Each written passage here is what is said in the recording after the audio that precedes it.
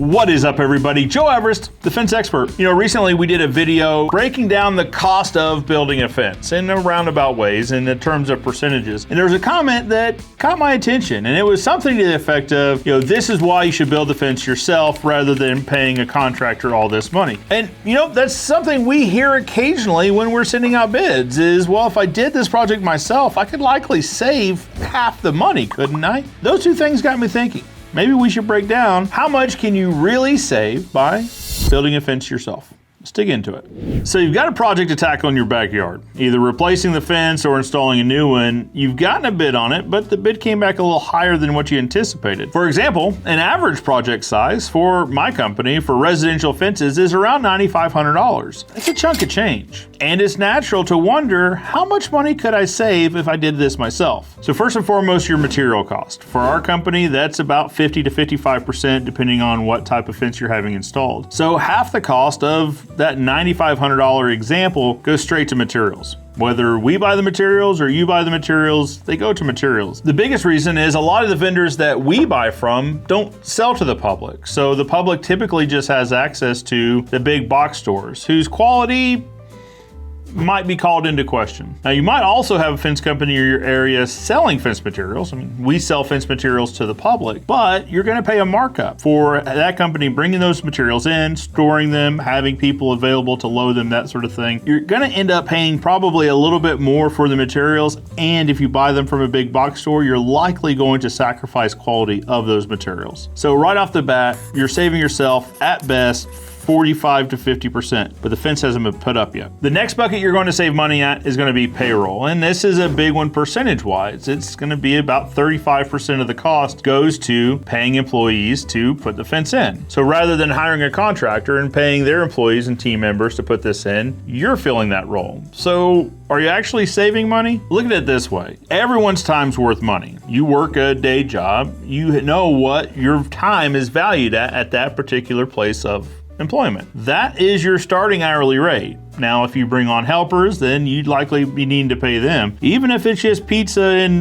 beverages, you still need to factor that in as your cost of employment, your payroll cost. The one problem you're going to run into by saving on the payroll is you're going to likely expand the length of time that this project takes to install for a couple of reasons. One, you're operating in afternoons and weekends, right? You've still got your normal day job. And this time of year, we don't have a lot of afternoons and evenings left over after we get home from work. So it's likely going to be done on the weekends. You're also not going to be as efficient, either removing the fence, disposing of it, and then putting up the new fence, or just starting the new fence altogether. So you can plan on it taking longer just by default. For this $9,500 example, I would plan on a crew being there for a day and a half to set post. We typically allow 2 to 3 days for that concrete to cure, depending on the time of the year, and then a solid day to finish it. So we would start on Mondays and Tuesdays, we finish Thursdays, Fridays. You're done by the weekend. Well, if you're doing that by yourself, you could plan on it taking likely 3 to 4 weeks at best to install that fence. So again, a consideration, are you willing to save on payroll by doing it yourself to then spread out the length of time it takes to get that fence installed?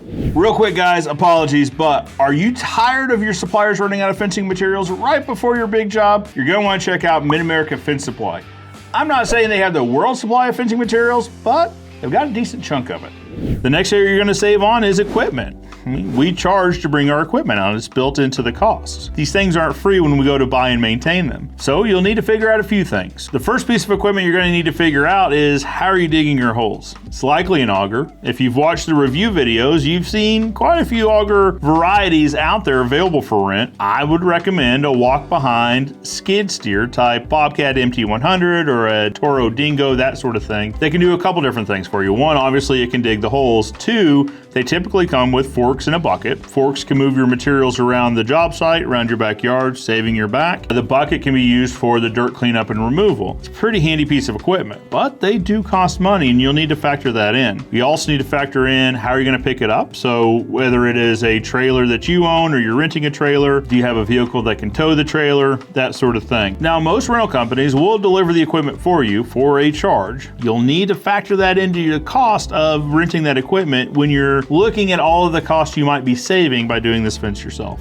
Now, the type of hand tools, power tools that you're going to need are going to vary depending on what type of fence you're installing. But for the example of a wood privacy fence install, you're going to need to figure out your nail gun. Is it air driven? Are you going to need an air compressor? Is it battery driven? Are you going to need a charger with multiple batteries? How are you going to cut the 2x4s? Do you have a circular saw? Are you going to rent one of those too? You need to figure out all the particulars, all of the hand tools that would be used to install this fence. And if you don't own them, how are you going to get them? Is it a one-time purchase? Are you going to rent them? Do you have projects coming up down the road that maybe you could use them for on that project? The point is, you're going to need equipment, whether it be power tools, hand tools, or it be larger equipment to dig the holes, move your materials around the project. Equipment comes at an expense and it needs to be factored in. All right, so you've saved money by cutting out payroll and equipment. You're supplying that yourself. Now, the next thing to think about is warranty. So after the fence is done, who warrants that fence? Gates are the number one callback in the United States. Who's going to adjust that gate when the gate starts sticking?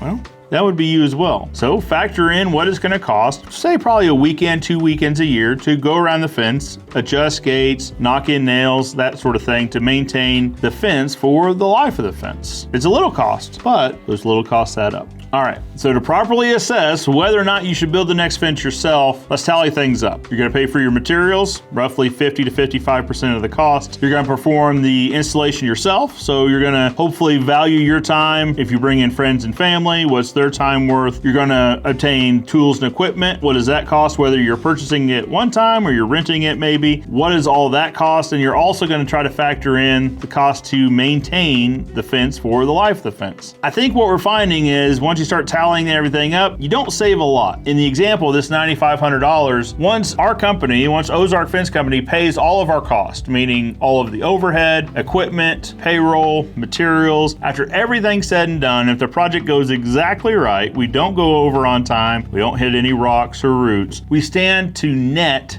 10% profit on a project. I think what you might find is if you're renting equipment, if you're paying a little bit more for material, if the project takes quite a bit longer than if you were to hire a contractor, I don't know that saving that 10% makes the project worthwhile to take on yourself.